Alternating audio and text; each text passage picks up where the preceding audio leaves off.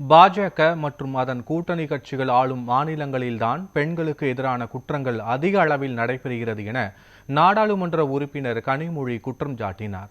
தூத்துக்குடி மாவட்டம் கோவில்பட்டி தொகுதியில் தேர்தல் பிரச்சாரம் சூடுபிடித்துள்ள நிலையில் திமுக வேட்பாளர் கருணாநிதியை ஆதரித்து திமுக துணை பொதுச் செயலாளரும் நாடாளுமன்ற உறுப்பினருமான கனிமொழி தீவிர பிரச்சாரம் மேற்கொண்டார். அப்போது பேசிய அவர், பாஜக மற்றும் அதன் கூட்டணி கட்சிகள் ஆளும் மாநிலங்களில்தான் பெண்களுக்கு எதிரான குற்றங்கள் அதிக அளவில் நடைபெறுகின்றன என குற்றம் சாட்டினார்.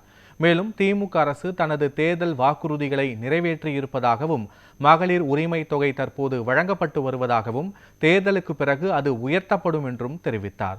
தமிழகத்தின் உரிமைகளை பாதுகாக்க மத்திய அரசுடன் தொடர்ந்து போராடி வருவதாகவும், தமிழகத்திற்கு தேவையான நிதி வழங்கப்படவில்லை என்றும் அவர் கூறினார். எதிர்க்கட்சிகள் முன்வைக்கும் குற்றச்சாட்டுகளை மறுத்த அவர், பெண்களுக்கு எதிரான குற்றங்களில் தமிழகத்தில் உரிய நடவடிக்கை எடுக்கப்பட்டு வருவதாகவும் விளக்கம் அளித்தார். தொடர்ந்து பல்வேறு நலத்திட்டங்களை சுட்டிக்காட்டிய கனிமொழி, திமுக வேட்பாளருக்கு வாக்களித்து வெற்றி பெற செய்யுமாறு பொதுமக்களிடம் கேட்டுக்கொண்டார்.